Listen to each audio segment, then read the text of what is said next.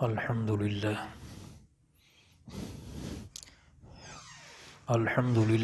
رب العالمين والعاقبة للمتقين والصلاة والسلام على رسوله الكريم أما بعد فأعوذ بالله من الشيطان الرجيم بسم الله الرحمن الرحيم إياك نعبد وإياك نستعين صدق اللہ العظیم۔ سب حضرات حضور نبی کریم صلی اللہ علیہ وسلم کی بارگاہ بے کس پناہ میں ہدیہ صلاۃ والسلام پیش کریں۔ الصلاۃ والسلام علیک یا سیدی یا رسول اللہ وعلی آلک و صحابک یا سیدی یا حبیب اللہ۔ الصلاۃ والسلام علیک یا سیدی یا نبی اللہ وعلی آلک و صحابک یا سیدی یا محبوب اللہ۔ الصلاۃ والسلام علیک یا سیدی یا نبی اللہ وعلی آلک و صحابک یا سیدی یا محبوب اللہ۔ حضرات گرامی، میں نے یہ سورہ فاتحہ کی چوتھی آیہ مبارکہ جو تلاوت کی ہے، ایاک نعبد و ایاک نستعین، اس کا معنی یہ ہے کہ تیری ہی ہم عبادت کرتے ہیں اور تجھ سے ہی ہم مدد طلب کرتے ہیں۔ ایاک نعبد، ہم تیری ہی عبادت کرتے ہیں۔ اللہ رب العزت وہ وحدہ لا شریک ہے، اس کے سوا کوئی معبود وہ نہیں۔ اگر کوئی کسی کی عبادت کرتا ہے یا کسی کو معبود جانتا ہے تو وہ حق پر نہیں، وہ باطل ہے، اس لیے کہ معبود حقیقی حقیقت میں معبود وہ ایک ہی ہے۔ اور ایاک نعبد کے اندر بندہ اقرار کرتا ہے کہ بس تیری ہی ہم عبادت کرتے ہیں اور تیرے سوا کسی اور کی عبادت نہیں کرتے۔ اور گزشتہ 2-3 دروس قرآن کے اندر لفظ دعا کے حوالے سے ذکر کیا گیا اور دعا کے بارے یہ بتایا گیا کہ اس کے کئی معنی ہیں۔ قرآن پاک کے اندر مختلف معنوں میں اس کا استعمال ہوا ہے، اور ایک معنی دعا کا وہ عبادت بھی ذکر کیا گیا ہے قرآن مجید کے اندر۔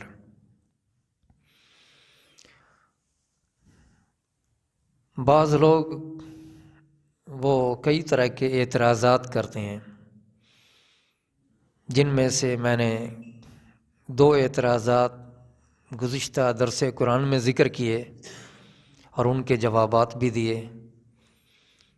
ایک اعتراض وہ تو یوں کیا جاتا ہے کہ لغت کے اندر دعا کا معنی پکارنے کا ہے، عبادت کا نہیں، اور قرآن مجید کے اندر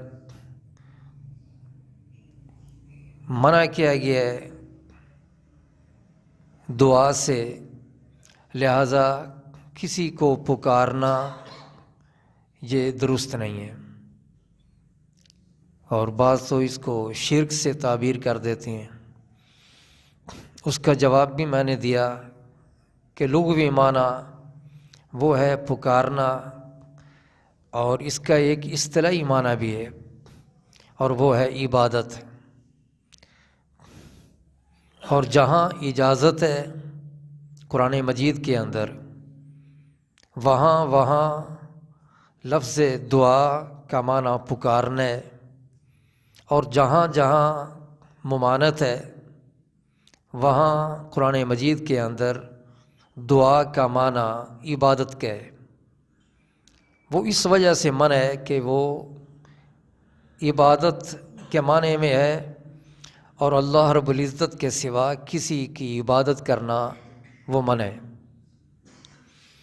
تو یہ بات بنیادی طور پر ذہن میں رکھیں کہ دعا کا ایک معنی پکارنے کا، ایک معنی عبادت کا۔ اللہ رب العزت کے سوا اگر دعا ہو اور دعا کا معنی وہاں پہ عبادت کا ہو تو وہ شرک ہے، اس سے منع کیا گیا ہے، اور اگر پکارنے کا معنی ہے تو اس سے منع نہیں کیا گیا۔ دوسرا اعتراض وہ یہ بھی کیا جاتا ہے کہ قرآن پاک کے اندر جہاں جہاں ممانعت ہے، دعا کا لفظ استعمال کیا گیا ہے اور روکا گیا ہے، وہاں کسی کو دور سے پکارنا اس کی ممانعت ہے۔ دور سے یعنی قریب سے کوئی پکارے تو اس میں کوئی حرج نہیں، لیکن دور سے پکارنا کسی کو اور یہ سمجھ کر کہ وہ دور والا وہ سن رہے، یہ شرک ہے۔ بعض لوگ یہ بات بھی کرتے ہیں، قید لگا دیتے ہیں دور کی، کہ دور سے پکارنا اللہ کے سوا کسی کو یہ جائز نہیں ہے۔ یہ اس اعتراضات کے بھی اس کے بھی میں نے جوابات ذکر کیے تھے گزشتہ درس قرآن میں۔ تو اللہ رب العزت نے قرآن پاک کے اندر دونوں طرح کے معنوں میں اس لفظ کو ذکر فرمایا ہے۔ عبادت کا معنی بھی ہے، اور قرآن مجید کے اندر اس کا معنی وہ یہ بھی ہے پکارنا۔ پکارنے سے منع نہیں کیا گیا، البتہ اس بات سے منع کیا گیا ہے کہ اللہ رب العزت کی عبادت وہ صرف کی جائے، اللہ کے سوا کسی کو معبود سمجھ کے نہ پکارا جائے۔ اللہ رب العزت نے پکارنے سے مطلقاً منع نہیں کیا۔ دور والے جو ہیں ان کو بھی پکارا جا سکتا ہے، اور یہ سمجھ کے بھی پکارا جا سکتا ہے کہ دور والے جو ہیں وہ ہماری آواز کو سن رہے ہیں، اور یہ شرک نہیں ہے، اس لیے کہ قرآن پاک کے اندر کوئی قید نہیں ہے۔ جہاں جہاں منع کیا گیا ہے پکارنے سے، وہاں دعا کا لفظ استعمال ہوا، وہاں پہ یہ ذکر نہیں ہے کہ مردہ کو نہ پکارو، زندہ کو نہ پکارو، دور والے کو نہ پکارو، قریب والے کو نہ پکارو، غیب کو نہ پکارو، حاضر کو نہ پکارو۔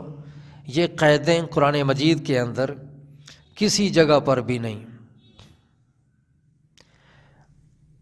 اب تیسرا اعتراض وہ یہ کیا جاتا ہے کہ نہیں، قریب والے کو بھی پکارا جا سکتا ہے اور دور والے کو بھی پکارا جا سکتا ہے، یہ سمجھ کر کے وہ سن رہے، لیکن وہ ایک تیسری قید لگا دیتے ہیں بعض لوگ۔ وہ کہتے ہیں کہ مرے ہوئے شخص کو پکارنا اور یہ سمجھ کے پکارنا کہ وہ میری آواز سن رہے، یہ شرک ہے۔ چونکہ جو ایک معنی وہ اپنی مرضی سے کرتا ہے قرآن مجید کے اندر، تو اس کو پھر کئی مقامات پہ جو ہے وہ لاجواب ہونا پڑتا ہے۔ ایک چیز کا جب اس پر اعتراض ہوا تو اعتراض کرنے والے نے اس میں قید لگا دی، کہا کہ نہیں، مطلقاً پکارنا منع نہیں، اللہ رب العزت کے سوا دور والے کو پکارنا وہ منع ہے، یہ سمجھ کر کے وہ سن رہے۔ جب اس کے جواب دیے گئے تو وہ اعتراض کرنے والا پھر یوں اعتراض کرتا ہے اور ایک اور قید ملا دیتا ہے۔ وہ یہ کہتا ہے، اعتراض کرنے والا کہتا ہے کہ مردوں کو پکارنا اور یہ سمجھ کے پکارنا کہ وہ سن رہے ہیں، یہ پکارنا منع ہے۔ قرآن پاک کی آیتوں کے اندر پکارنے سے ہی روکا گیا ہے اللہ کے سوا، اور یہ ان کو پکارنے کی بات ہے کہ جو مردے ہیں۔ اب یہاں پہ اس کا جواب بھی مختلف انداز میں سنیے۔ پہلا جواب تو یہ ہے کہ یہ بات اس لیے غلط ہے کہ قرآن مجید کے اندر جن آیتوں میں منع کیا گیا ہے ان میں پکارنے سے منع کیا گیا ہے، مردوں کو پکارنے سے منع کیا گیا ہے، اور یہ سمجھ کے پکارنے سے منع کیا گیا ہے کہ وہ سن رہے ہیں۔ پہلی وجہ تو یہ ہے کہ قرآن مجید کے اندر یہ قید نہیں، جہاں بھی منع کیا گیا ہے، دعا کا لفظ بولا گیا ہے اور منع کیا گیا ہے، وہاں پہ یہ قید نہیں ہے کہ مردہ کو نہ پکارو، زندہ کو نہ پکارو، دور والے کو نہ پکارو، قریب والے کو نہ پکارو، کوئی قید نہیں۔ اور دوسری بات یہ کہ قرآن پاک کی یہ اپنی تفسیر کے ہی یہ خلاف ہے، کیونکہ اللہ رب العزت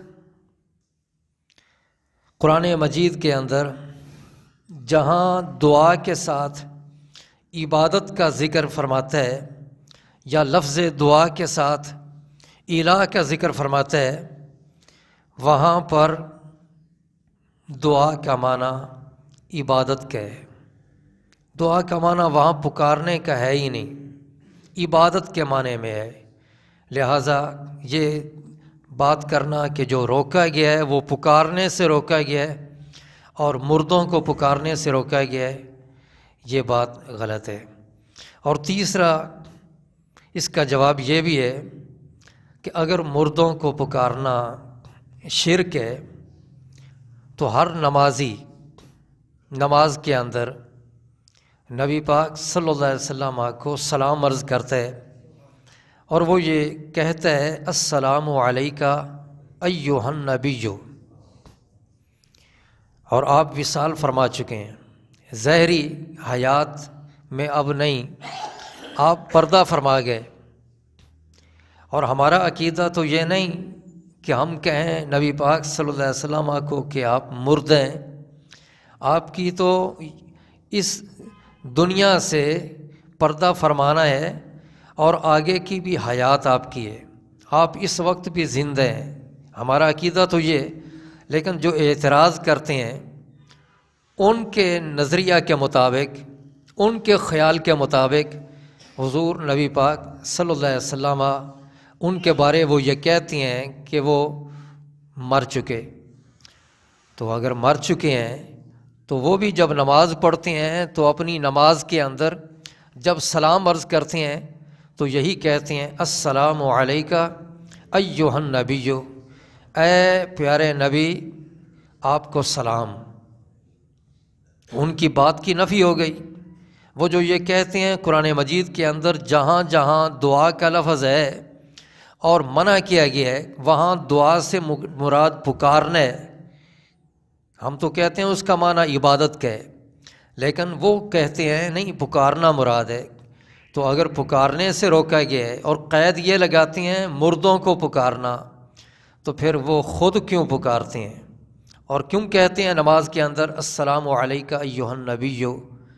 جب وہ یہ کہہ رہے ہیں تو اس کا مطلب یہ ہوا کہ یہ پھر شرک نہیں ہے، مردوں کو پکارنا یہ شرک نہیں، ہر نمازی پکارتا ہے۔ اور مشکوٰۃ شریف کے اندر ہے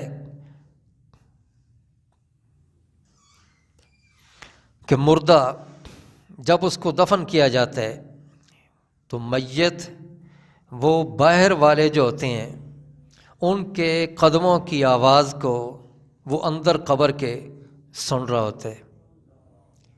اب مردہ جو ہے مردہ، لیکن جو باہر ہے درمیان میں کتنی مٹی بھی ہے تو اس کے باوجود وہ آواز کو سنتا ہے۔ اور ہمیں یہ حکم دیا گیا کہ جب تم قبرستان میں جاؤ تو یہ کہا کرو السلام علیکم اہل دار قوم مومنین وَإِنَّا إِن شَاءَ اللَّهُ بِكُمْ لَلَاحِقُونَ، تم کہا کرو کہ تمہیں سلام ہو اے ایمان والوں کی، اے ایمان والوں کے، اس ایمان والوں میں سے جو اس گھر کے اندر رہتے ہیں، یعنی قبرستان کے اندر جو مدفون ہیں ان کو سلام کیا کرو۔ تو ہمیں یہ حکم دیا گیا ہے۔ تو اگر یہ مردوں کو پکارنا یہ شرک ہے تو کیا ہمیں یہ شرک کی تعلیم دی گئی ہے؟ ہمیں یہ کہا گیا ہے کہ تم یہ شرک کیا کرو؟ ایسی بات نہیں۔ جب یہ حکم ہے تو اس کا مطلب یہ ہوا کہ مردوں کو پکارنا وہ حرام نہیں ہے، منع نہیں ہے۔ اگر حرام ہوتا تو یہ حکم نہ دیا جاتا پکارنے کا اور سلام کہنے کا، اور ان لفظوں کے ساتھ سلام کہنے کا حکم نہ دیا جاتا، السلام علیکم۔ ایک تو ہے نا کہ یوں کہنا کہ یہ جو قبرستان میں ہیں ان پہ سلام ہو، غائبانہ انداز، وہ نہیں کہ اس میں پکارنا تو نہیں پایا جا رہا، یوں کہہ دیا جائے دعا کے طور پر کہ ان کے لیے سلامتی ہو، ان کے لیے، وہاں پکارا نہیں جا رہا۔ لیکن جو الفاظ ہیں احادیث میں ملتے ہیں، روایات میں، وہ یہ ہیں کہ یوں کہا کرو، خطاب کر کے، ندا کر کے، پکار کے کہا کرو تمہیں سلام، السلام علیکم۔ تو مردوں کو پکارنا یہ منع نہیں۔ اور ظاہر ہے کہ جب یہ حکم دیا گیا ہے پکارو، تو یہ صرف اس کا یہ مطلب نہیں کہ ہم مردوں کو پکار تو رہے ہیں لیکن وہ سنتے نہیں، تو وہ قید یہ لگاتے ہیں مردوں کو یہ سمجھ کے پکارنا منع ہے کہ وہ سن رہے ہیں، تو چونکہ یہ سمجھو نا کہ وہ سن رہے ہیں ویسے پکارو۔ تو یہ کیا ہوا؟ ویسے پکارنے کا مطلب کیا بنا کہ وہ مردہ ہیں، وہ سنتے ہیں آوازوں کو۔ اس کی دلیل ایک یہ بھی ہے، تیسرے پارہ کے اندر اللہ رب العزت حضرت ابراہیم علیہ السلام کا ذکر فرماتا ہے کہ حضرت ابراہیم علیہ السلام نے رب کی بارگاہ میں عرض کیا تھا، اذ قال ابراہیم رب ارنی کیف تحیی الموتى، اے میرے پروردگار تو دکھا مجھے کہ تو مردوں کو کیسے زندہ کرے گا۔ اللہ رب العزت نے فرمایا اولم تؤمن، تو ایمان نہیں رکھتا؟ حضرت ابراہیم علیہ السلام نے عرض کیا بلا، کیوں نہیں، ولکن لیطمئن قلبی، میرا دل جو ہے نا اس کو اطمینان ہو جائے، اس لیے میں نے یہ عرض کیا ہے۔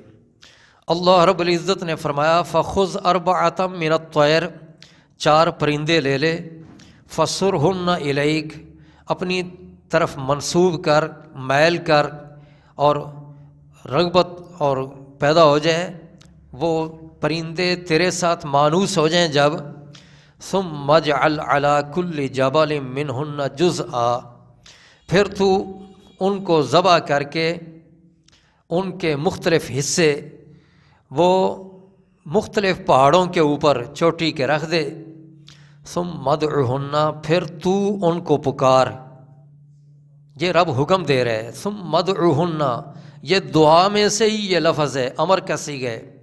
اللہ رب العزت حکم دے رہے ہیں ابراہیم علیہ السلام کو کہ وہ جو تو نے جانور پرندے اپنے ہاتھوں سے جن کو ذبح کر دیا اور جن کا قیمہ کر دیا، ٹکڑے ٹکڑے کر دیا، اور مختلف جگہوں پر تو نے پہاڑوں کی چوٹیوں پہ رکھ دیا، دور بھی کر دیا، رکھ دیا، دور بھی رکھ دیا، اور وہ جو ذبح بھی ہو چکے، مر چکے، ان کو اللہ پاک فرماتا ہے اے ابراہیم تو پکار۔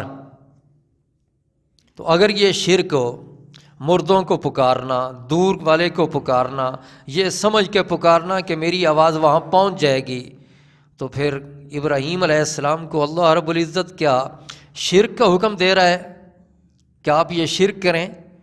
تو یہ معنی نہیں ہے۔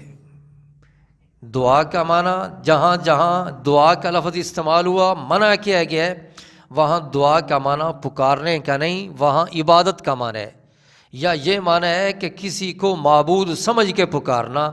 ابراہیم علیہ السلام جو پکارتے ہیں، رب حکم دے رہے ہیں کہ ان پرندوں کو پکار، وہ یہ حکم نہیں تھا کہ ان پرندوں کو یہ سمجھ کے تو پکار کہ یہ تیرے معبود ہیں، اور نہ ہی انہوں نے یہ سمجھا۔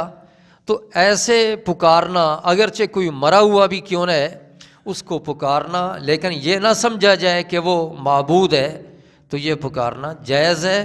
اللہ رب العزت خود حکم دے رہے ہیں ابراہیم علیہ السلام کو، اور انہوں نے پکارا بھی، اس حکم پر عمل بھی کیا۔ اللہ کریم فرماتا ہے یا اتینا کا سعیا، وہ پرندے تیرے پاس آ جائیں گے۔ تو اللہ پاک نے ان کو اکٹھا بھی کر دیا، گوشت کو، ان کی ہڈیوں کو، ان کے پروں کو، وہ جو قیمہ بن چکا تھا، اور پھر آپس میں جوڑ کر ان کو دوبارہ شکل بھی عطا کر دی، وہی جو پہلے وہ جانوروں کی، پرندوں کی شکل تھی، اور وہ ابراہیم علیہ السلام کے پاس حاضر بھی ہو گئے۔ حضرت ابراہیم علیہ السلام کو اللہ پاک نے حکم دیا سورہ حج کے اندر کہ اذن فی الناس بالحج، لوگوں میں تو حج کا اعلان کر دے۔ اب تفاسیر میں یہ ہے کہ ابراہیم علیہ السلام نے جب اعلان کیا تھا تو وہاں لوگ قریب نہیں تھے، دور تھے، اور بات یہاں پہ یہ میں نے پہلے بھی ذکر کیا تھا، وہ صرف یہ تھا دور والے کو پکارنے کی بات۔ اب چونکہ اعتراض کرنے والے وہ یہ کہتے ہیں، اب اس کا ذکر کیا جا رہا ہے کہ مردوں کو پکارنا اور یہ سمجھ کے کہ وہ سن رہے ہیں، وہ کہتے ہیں یہ شرک ہے، یہ منع ہے۔ تو اب ابراہیم علیہ السلام کو جب حکم ملا تھا تو آپ نے خطاب کیا تھا، تو خطاب آواز دی تھی، تو وہ آواز کس کس نے سنی تھی؟ جو ابھی پیدا بھی نہیں ہوئے تھے انہوں نے بھی آواز سن لی، ارواح نے، اور جواب بھی دیا تھا، یعنی آواز سنی بھی تھی انہوں نے، جواب بھی دیا تھا۔ کنہوں نے؟ جو ابھی پیدا نہیں ہوئے۔ تو جو پیدا نہیں ہوئے ان کو بھی مردہ ہی کہتے ہیں۔ پیدا ہونے کے بعد زندگی بندے کو ملی ہوئی ہے، زندہ آدمی، جب وہ فوت ہوتا ہے پھر بھی کہتے ہیں کہ یہ مردہ ہے، لیکن جان اس میں ڈالے جانے سے پہلے، روح کے پھونکنے سے پہلے بھی وہ مردہ ہی ہے۔ اللہ رب العزت پہلے پارہ میں ہی فرماتا ہے کیف تکفرون باللہ وکنتم امواتا، تم اللہ کا انکار کیسے کر سکتے ہو حالانکہ تم تھے پہلے مردہ۔ اموات کا لفظ بولا گیا ہے، تم تھے مردہ، بے جان، تمہارے اندر جان نہیں تھی۔ وَكُنْتُمْ أَمْوَاتًا فَأَحْيَاكُمْ، تو اللہ نے تمہیں زندگی دے دی۔ ثُمَّ يُمِيتُكُمْ، پھر وہ تمہیں موت دے گا۔ تو ایک موت کا بعد میں ذکر ہے، ایک موت کا پہلے ذکر ہے۔ اس آیت کے اندر دو موتوں کا ذکر ہے، دو دفعہ زندگی کا ذکر ہے۔ فرمایا کیف تکفرون باللہ وکنتم امواتا فاحیاکم ثم یمیتکم ثم یحییکم۔ تو دو دفعہ زندگی، وہ کون سی؟ ایک دنیا کی زندگی اور ایک پھر آخرت کی زندگی۔ اور دو دفعہ موت سے کیا مراد ہے؟ ایک اگلی زندگی سے پہلے جو موت ہے، اس زندگی کے بعد جو موت ہے ایک وہ، اور ایک اس دنیا والی زندگی سے پہلے کی موت۔ جب جسم تھا رب نے بنایا لیکن اس کے اندر روح کو نہیں پھونکا تو وہ بھی مردہ ہی ہے۔ اللہ رب العزت نے قرآن مجید میں یہ مردہ کا اطلاق کیا ہے۔ اور حضرت ابراہیم علیہ السلام نے جب آواز دی تو آواز آپ نے دی تو جو ابھی پیدا نہیں ہوئے تھے، تو پیدا نہیں ہوئے تھے تو وہ مردہ ہی تھے، پیدا نہیں ہوئے تھے، انہوں نے بھی آواز کو سنا اور جواب بھی دیا۔ اور تفاسیر میں آتا ہے کہ جس نے جتنی دفعہ لبیک کہا اتنی دفعہ اللہ رب العزت ان کو حج کی سعادت عطا فرمائے گا۔ اسی طرح اللہ رب العزت سورہ اعراف کے اندر ذکر فرماتے ہیں، حضرت صالح علیہ السلام کا ذکر ہے اور ان کی قوم سمود کا ذکر ہے، قوم سمود کا، اور یہ رکوع کے شروع میں ہے وَإِلَىٰ ثَمُودَ أَخَاهُمْ صَالِحًا، قوم سمود کی طرف ہم نے صالح علیہ السلام کو نبی بنا کر بھیجا، اور انہوں نے اپنی قوم کو کیا فرمایا؟ اس آیت کے اندر سب سے پہلی ان کی جو بات ذکر کی گئی ہے وہ یہ، انہوں نے یہ فرمایا کہ یا قوم اعبدوا اللہ ما لکم من الہ غیرہ، اے میری قوم تم اللہ کی عبادت کرو، اس کے سوا تمہارا کوئی معبود نہیں۔ اس کا مطلب یہ ہوا کہ حضرت صالح علیہ السلام جیسے سارے انبیاء ان کی تعلیم یہ تھی، حضرت صالح علیہ السلام بھی اپنی قوم کو منع کر رہے ہیں شرک سے۔ آپ فرما رہے ہیں اللہ کی عبادت کرو، اس کے سوا تمہارا کوئی معبود نہیں۔ لہذا جو حضرت صالح علیہ السلام کی باتیں ہوں گی اس رکوع کے اندر ذکر کی گئی ہیں، وہ وہی باتیں ہیں جو شرک کے خلاف ہیں، ان کی باتوں کے اندر شرک والی بات نہیں ہے، کیونکہ ابتدا میں ہی یہ ذکر کر دیا، انہوں نے اپنی قوم کو یہ فرما دیا کہ اللہ کے سوا تمہارا کوئی معبود نہیں، تم اللہ کی عبادت کرو۔ اب اس میں ذکر کرتے کرتے اللہ رب العزت آخر میں فرماتا ہے کہ جب انہوں نے یہ بھی کہا تھا نا کہ یا صالح ائتنا بما تعدنا ان کنت من المرسلین، اگر تو اللہ کا بھیجا ہوا ہے، رب نے تجھے بھیجا ہے، تو اللہ کا نبی ہے، تو جو تو ہمیں ڈراتا ہے عذاب سے وہ ہمارے پاس لے آ۔ جب ان لوگوں نے یہ بات کی فَأَخَذَتْهُمُ الرَّجْفَةُ، زلزلے نے ان کو پکڑ لیا، وہ سارے کے سارے وہیں پہ مر گئے۔ فَأَصْبَحُوا فِي دَارِهِمْ جَاثِمِينَ، اور اپنے گھروں کے اندر سارے ہی الٹے اوندے منہ گرے ہوئے تھے، مرے پڑے تھے۔ یہ ان کے مرنے کا ذکر پہلے کر دیا، زلزلے کا ذکر پہلے کر دیا ایک آیت میں۔ اس سے اگلی آیت میں اللہ کریم کیا فرما رہا ہے کہ فَتَوَلَّى عَنْهُمْ، حضرت صالح علیہ السلام ان سے پھرے، اور صالح علیہ السلام نے یہ فرمایا کہ یا قوم، اے میری قوم، یہ خطاب کر رہے ہیں، اپنی قوم کو پکار رہے ہیں، اے میری قوم کہہ رہے ہیں، تو حالانکہ مرے ہوئے تھے۔ فاتح واللہ، فا ہے عربی کے اندر، فا ترتیب کے لیے ہوتی ہے۔ فاتح واللہ اگر واتا واللہ ہوتا تو پھر اس میں امکان تھا کہ شاید آپ نے پہلے ان کے مرنے سے پہلے فرمایا ہو۔ فا جو ہے یہ ترتیب کے لیے آتی ہے عربی کے اندر۔ کوئی کہے کہ جا زید و عمر، زید آیا اور عمر آیا، تو اس کا مطلب یہ ضروری نہیں کہ زید پہلے آیا عمر بعد میں آیا، یہ بھی ہو سکتا ہے دونوں اکٹھے آئے ہوں، یہ بھی ہو سکتا ہے کہ عمر پہلے آیا ہو زید بعد میں آیا ہو، لیکن ذکر کرتے ہوئے یہ کہا جا سکتا ہے جا زید و عمر، اس میں ترتیب نہیں ہوتی، صرف یہ ہے کہ زید بھی آیا عمر بھی آیا، لیکن پہلے کون آیا بعد میں کون آیا یہ کوئی وضاحت نہیں۔ لیکن عربی کے اندر جب فا آ جائے تو اس میں ترتیب ہوتی ہے۔ اگر کوئی یہ کہے کہ جا زید فا خالد، اس کا مطلب یہ ہوتا ہے، ایک مطلب یہ کہ زید بھی آیا اور خالد بھی آیا، اور دوسرا معنی اس کا یہ ہوتا ہے کہ زید پہلے آیا اور خالد بعد میں آیا۔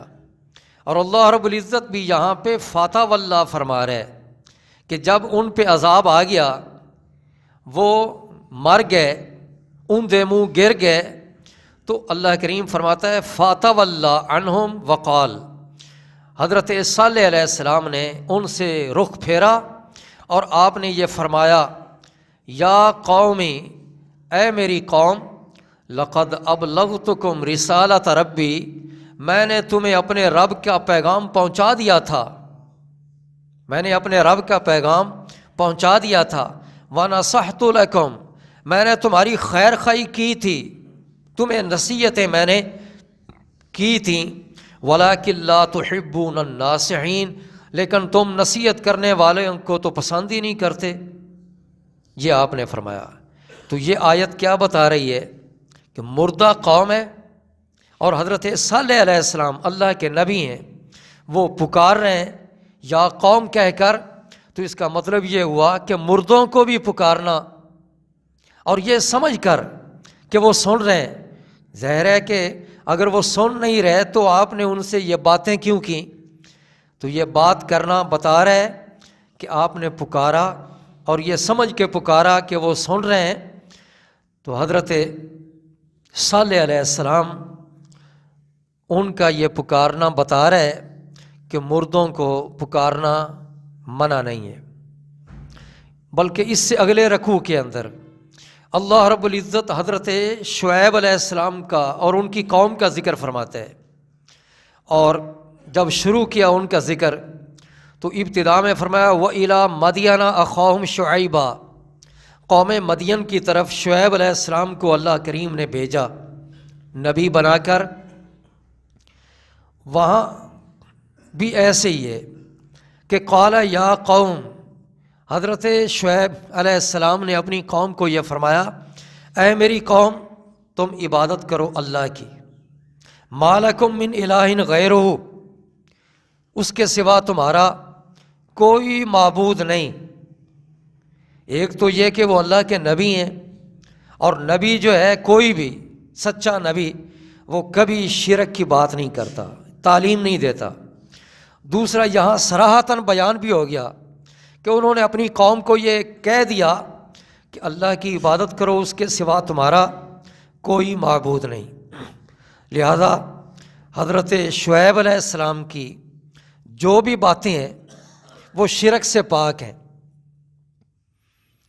اللہ رب العزت قوم مدین کا ذکر کرتے کرتے اس رکوع کے آخر میں فرماتا ہے فَأَخَذَتْهُمُ الرَّجْفَةُ، جیسے حضرت صالح علیہ السلام کی قوم کے بارے فرمایا فَأَخَذَتْهُمُ الرَّجْفَةُ فَأَصْبَحُوا فِي دَارِهِمْ جَاثِمِينَ، اسی طرح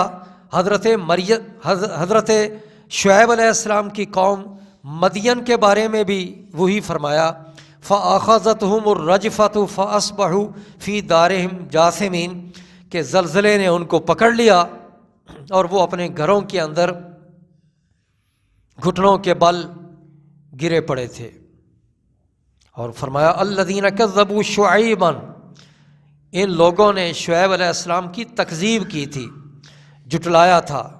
تو یہ بھی فرمایا کانوا هم الخاسرین، یہ لوگ خسارے والے تھے. اب ان کے عذاب کا ذکر جب اللہ پاک نے کیا تو اس کے بعد اس رکوع کی آخری آیت میں اللہ کریم فرماتا ہے فَتَوَلَّى عَنْهُمْ وقال، حضرت شعیب علیہ السلام نے بھی اپنی اس قوم سے جو مری ہوئی تھی، جس پہ عذاب آ چکا تھا، اس اپنی قوم سے منہ پھیرا اور کہا یا قومی، اے میری قوم، لقد ابلغتکم رسالات ربی، میں نے اپنے رب کے پیغامات تم تک پہنچا دیے. وَنَصَحْتُ لَكُمْ، اور میں نے تمہاری خیر خواہی کی تھی. فَكَيْفَ آسَىٰ عَلَىٰ قَوْمٍ كَافِرِينَ، تو کافروں پہ میں افسوس کیسے کروں، یہ خود ہی میری نصیحتوں پر عمل کرنے والے نہیں تھے، نقصان اٹھایا انہوں نے. تو آپ نے ان کو پکارا. کن کو پکارا؟ جو مرے ہوئے ہیں. تو مرے ہوئوں کو پکارنا یہ بھی شرک نہیں ہے. حتیٰ کہ یہاں پر بات دیکھیں کہ پہلے دو اور نبیوں کا ذکر ہوا ہے. حضرت نوح علیہ السلام کا ذکر ایک رکوع کے اندر ہے، اس سے اگلے رکوع کے اندر حضرت ہود علیہ السلام کا ذکر ہے اور ان کی قوم کا. حضرت صالح علیہ السلام کا ذکر، پھر حضرت شعیب علیہ السلام کا ذکر یکے بعد دیگرے اگلے رکوعوں کے اندر ہے. حضرت نوح علیہ السلام نے اپنی قوم کو خطاب کیا، یا قوم کہا، یا قوم لیس بی ضلالۃ ولکنی رسول من رب العالمین ابلغکم رسالات ربی وانصح لکم. لیکن وہ زندہ کو پکارا، اپنی قوم جو زندہ تھی ان کو پکارا.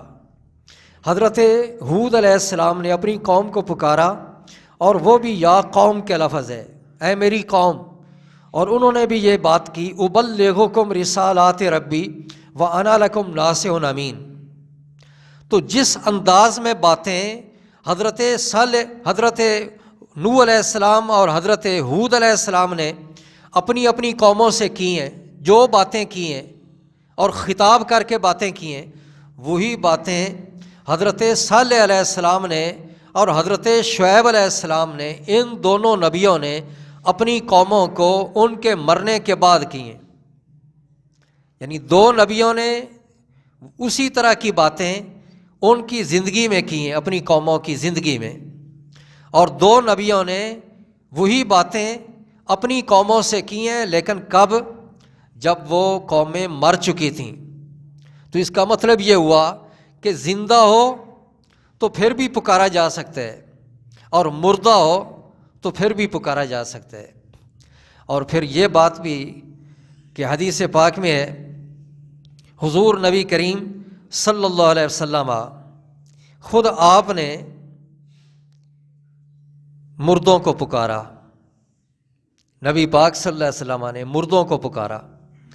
کیسے؟ ایماندار جو ہیں ان کی تو شان بڑی ہے نا، ان کے بارے تو حکم ہے قبرستان جاؤ تو سلام کہا کرو، لیکن یہاں مردہ، اس مردہ کی بات ہو رہی ہے جو کافر ہیں۔ حدیث پاک میں ہے کہ حضور نبی کریم صلی اللہ علیہ وسلم نے مرے ہوئے ابو جال کو پکارا، مرے ہوئے ابو لہب کو، مرے ہوئے امیہ بن خلف کو، اس طرح کے کافر بدر کے دن جو مرے تھے ان سے آپ نے باتیں کی۔ اور باتیں جب کر رہے تھے نبی پاک صلی اللہ علیہ وسلم، وہ مرے ہوئے تھے، ان سے باتیں کر رہے تھے، تو سیدنا عمر بن خطاب رضی اللہ تعالیٰ عنہ وہ بولے اور انہوں نے یہ عرض کیا تھا کہ حضور یہ تو مردے ہیں، آپ ان سے باتیں کر رہے ہیں، یہ تو مرے ہوئے ہیں، ابو جال بھی مرا ہوا ہے، ابو لہب بھی، امیہ بھی۔ تو نبی پاک صلی اللہ علیہ وسلم نے کیا فرمایا؟ آپ نے یہ فرمایا سیدنا عمر بن خطاب رضی اللہ تعالیٰ عنہ کو کہ تم ان مردوں سے زیادہ سننے والے نہیں ہو، ان مردوں سے زیادہ سننے والے تم نہیں ہو۔ کیا مطلب؟ کہ جس طرح تم سن رہے ہو اس طرح یہ بھی سن رہے ہیں، تم زیادہ سننے والے نہیں ہو۔ تو اب یہ تو بالکل واضح ہو گئی بات کہ جو مرا ہوا ہے وہ بھی سنتا ہے۔ ارے سنتا ہے تو وہ منکر نکیر آتے ہیں نا، آ کے سوال جواب ہوتے ہیں، وہ سوال کرتے ہیں، اگر وہ سنتے نہیں تو سوال کیا؟ سوال کرنا دلیل ہے کہ وہ سنتے ہیں، اور پھر وہ جواب بھی دیتے ہیں، جواب دینا دلیل ہے کہ وہ سنتے ہیں، کہ جواب تابع ہے نا، سوال وہ اس نے سنا ہے تو جواب دیا جا رہا ہے۔ تو مردے جو ہیں وہ سنتے ہیں، اور مردوں کو پکارنا یہ سمجھ کے کہ وہ سنتے ہیں یہ شرک نہیں ہے، لہذا جو لوگ یہ کہتے ہیں ان کا یہ کہنا غلط ہے۔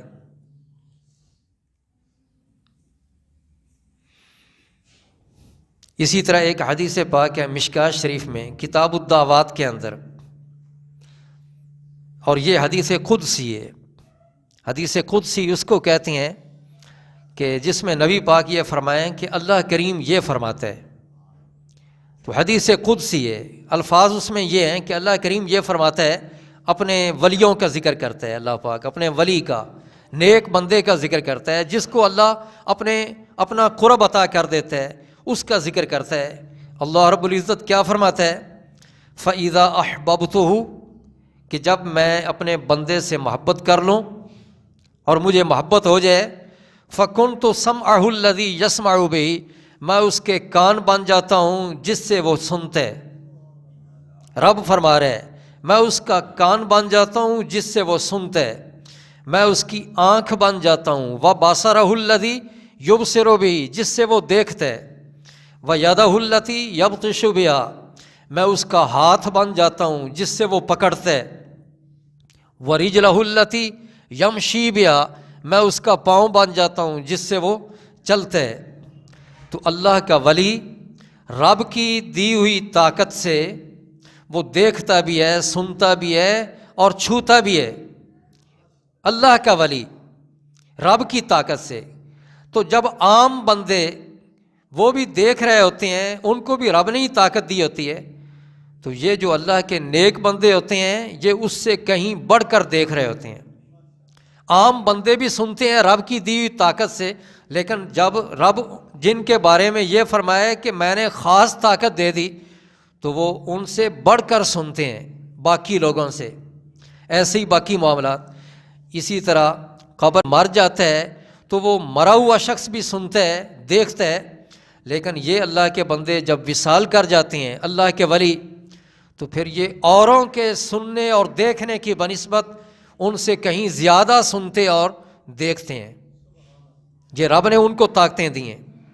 تو اب آپ اندازہ لگائیں کہ جسے اللہ رب العزت قوت عطا کر دے، خاص قوت دیکھنے کی، سننے کی، اللہ رب العزت کی اس عطا کردہ قوت سے اگر وہ دور سے سن لیں یا دور سے دیکھ لیں تو کیا یہ شرک ہوگا؟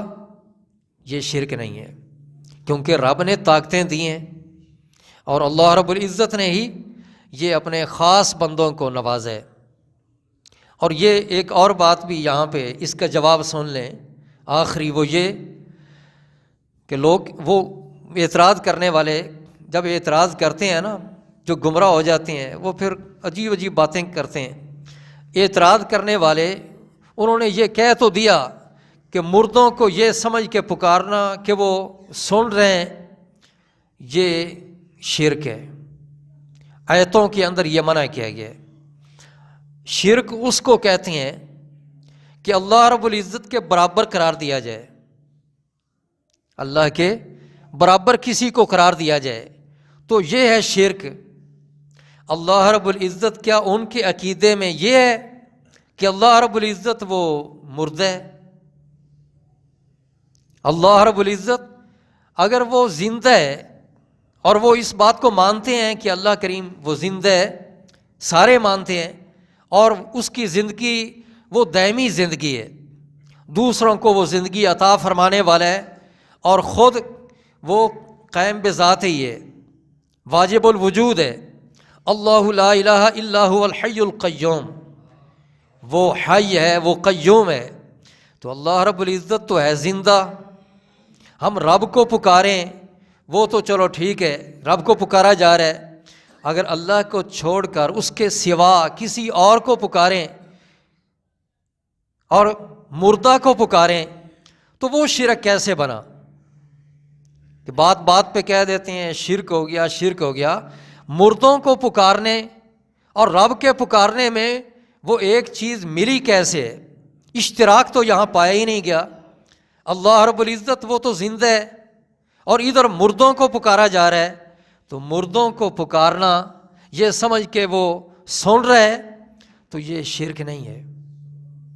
اسی طرح ایک اعتراض وہ یہ کیا جاتا ہے کہ اچھا چلو ویسے پکارنا تو شرک نہیں، لیکن کسی کو دور سے حاجت روائی کے لیے پکارنا یہ شرک ہے۔ یہ شرک ہے کہ کسی کو دور سے پکارا جائے جو دور ہے، اور پکارا کیوں جائے؟ یہ سمجھ کے کہ میں پکاروں گا تو وہ میری حاجت پوری کر دے گا، میری مشکل جو ہے ٹل جائے گی۔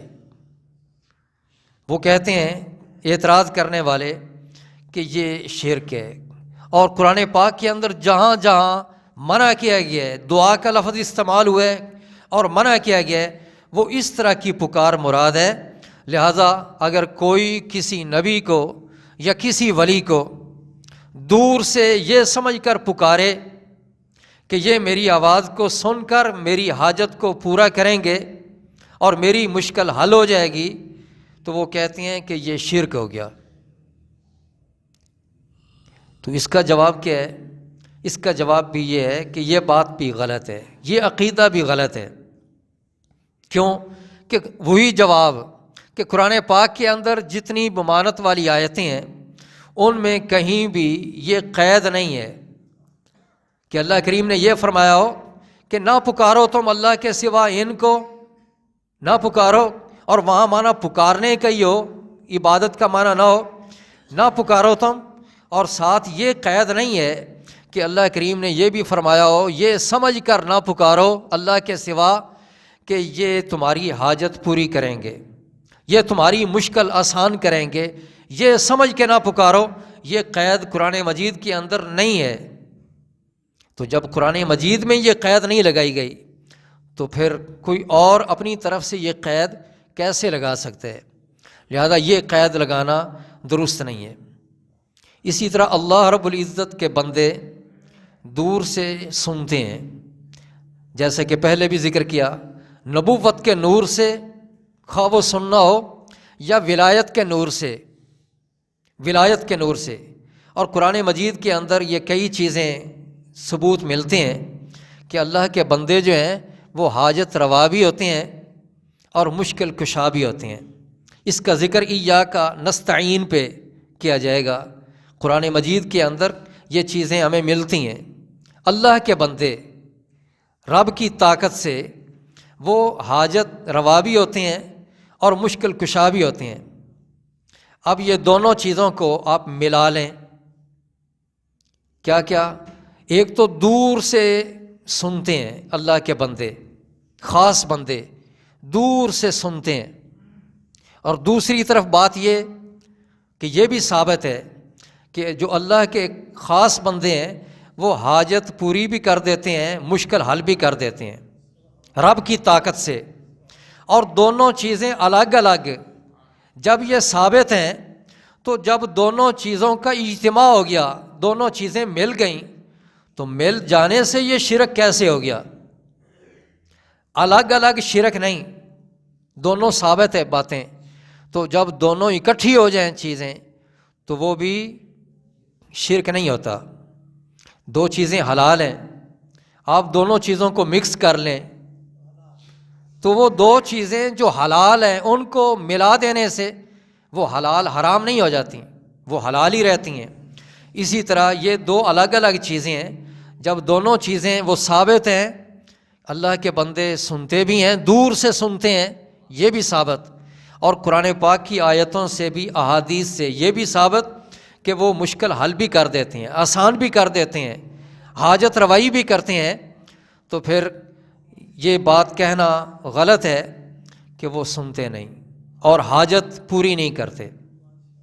قرآن مجید میں اللہ رب العزت 25ویں پارہ کے اندر ارشاد فرماتا ہے، سورہ زخرف میں اللہ رب العزت فرماتا ہے، وَاسْأَلْ مَنْ أَرْسَلْنَا مِنْ قَبْلِكَ مِنْ رُسُلِنَا أَجَعَلْنَا مِنْ دُونِ الرَّحْمَنِ آلِهَةً يُعْبَدُونَ۔ اے پیارے محبوب، آپ پوچھیں ہمارے رسولوں سے جو آپ سے پہلے ہم نے بھیجے۔ ویسے بھی ہر ایک کو پتہ ہے کہ نبی پاک صلی اللہ علیہ وسلم خاتم النبیین ہیں، آپ بعد میں تشریف لائے، باقی انبیاء پہلے تشریف لائے، اور سب جانتے ہیں کہ ان کا وصال بھی ہو گیا سوائے حضرت عیسیٰ علیہ السلام کے، یا تو پہلے انبیاء گزر چکے ہیں، اور نبی پاک صلی اللہ علیہ وسلم بعد میں تشریف لائے ہیں، اور اللہ پاک حکم دے رہے ہیں اپنے محبوب کو کہ وَاسْأَلْ مَنْ أَرْسَلْنَا مِنْ قَبْلِكَ مِنْ رُسُلِنَا، ہمارے رسول جو ہم نے آپ سے پہلے، ارسلنا ماضی کا صیغہ ہے، جن کو ہم نے بھیج دیا، جو پہلے گزر چکے، ان سے آپ پوچھیں۔ یہ اللہ کریم اپنے محبوب کو فرما رہا ہے آپ پوچھیں۔ تو جو وصال کر گیا ہو، جو وفات پا چکا ہو، اس کو پکارنا جائز ہے، تو رب اپنے محبوب کو حکم دے رہا ہے آپ ان سے پوچھیں۔ اور پھر یہ کیا پوچھیں؟ اجعلنا من دون الرحمن آلہۃ یعبدون، کیا رحمان کے علاوہ ہم نے کوئی اور معبود بنایا کہ جس معبود کی عبادت کی جائے؟ آپ ان سے پوچھیں۔ تو اللہ رب العزت اپنے محبوب کو یہ فرما رہا ہے آپ پوچھیں۔ تو پوچھا اس سے جاتا ہے جو سن بھی رہا ہو، جو سن بھی رہے، اور جواب بھی جو دے سکے اس سے پوچھا جاتا ہے۔ جو سنے تو صحیح لیکن آگے جواب نہ دے سکے، اس سے پوچھنے کا کیا فائدہ؟ اللہ رب العزت فرما رہا ہے آپ پوچھیں۔ اس کا مطلب یہ ہوا کہ وہ جو پہلے انبیاء رسول گزر چکے ہیں وہ آپ پوچھیں گے تو وہ آپ کہ پوچھنے پر جو پوچھا جا رہا ہے وہ سنیں گے بھی اور سن کر اس کا جواب بھی دیں گے، اور وہ جو جواب دیں گے اگرچہ وہ دور ہیں، کوئی کہیں پہ مدفون ہے، کوئی کہیں پہ، لیکن اے پیارے محبوب جو وہ جواب دیں گے وہ آپ سنیں گے بھی۔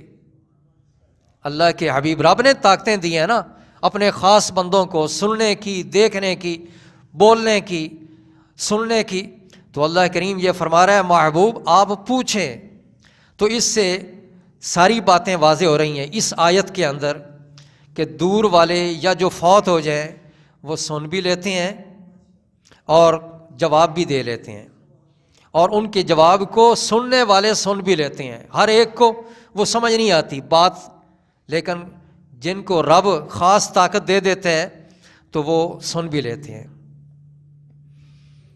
اور حضور نبی کریم صلی اللہ علیہ وسلم معراج کی رات آپ نے امامت کرائی تھی، اور سارے رسول وہاں پہ نبی پاک کی اقتداء میں انہوں نے نماز بھی پڑھی تھی، وہاں پہ سارے رسول آئے تھے، نماز پڑھی، اور حجۃ الوداع کے موقع پر نبی پاک صلی اللہ علیہ وسلم نے حج ادا فرمایا، تو حجۃ الوداع کے موقع پر روایات میں آتا ہے کہ بہت سارے رسولوں نے حج میں شرکت بھی کی، اس حج کے اندر شریک بھی ہوئے، حج ادا کیے۔ تو ساری گفتگو کا خلاصہ یہ ہے دعا کے حوالے سے کہ یہ دعا قرآن مجید کے اندر کئی جگہ پہ لفظ استعمال ہوئے اور مختلف معنوں میں استعمال ہوئے، ایک معنی نہیں ہے، مختلف معنوں میں یہ استعمال ہوا، اور ہر جگہ پر وہ معنی لیا جائے گا کہ جس جگہ پر جو معنی مناسب بنتے ہیں۔ یہ نہیں کہ ایک معنی آپ لے لیں اور کہیں کہ قرآن مجید میں جہاں جہاں بھی یہ لفظ آیا ہے بس وہی معنی ہی ہم مراد لیں گے، ایسے کریں گے تو آپ بہک جائیں گے۔ معنی کئی ہیں اور یہ قرآن مجید میں لفظ بھی کئی جگہ پر استعمال ہوئے، اور جس جگہ پر جو معنی مناسب ہے اس جگہ پر وہی معنی مراد لیا جائے، اس سے ہٹ کر کوئی دوسرا معنی وہ مراد نہ لیا جائے، وگرنہ غلطی ہوگی۔ اور جو یہ پکارنا معنی کرتے ہیں وہ ہر جگہ پر وہ غلطی پر ہیں، اس لیے غلطی پر ہیں کہ اس پکارنے کے اندر ان کو پھر بہت ساری قیدیں لگانا پڑتی ہیں۔